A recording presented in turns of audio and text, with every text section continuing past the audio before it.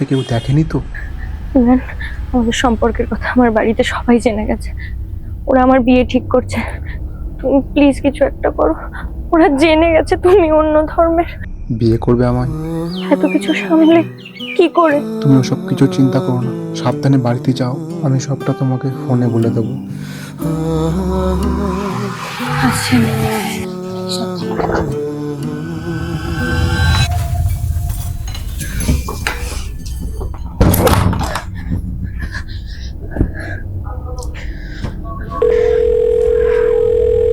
Hello, তুমি বলো কালকে কখন আর কোথায় যেতে হবে।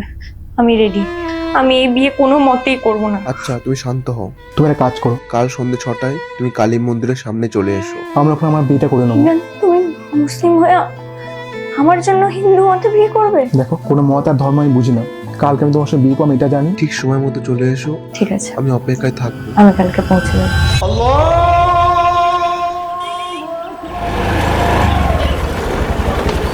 ভাই ভাই, উঠ।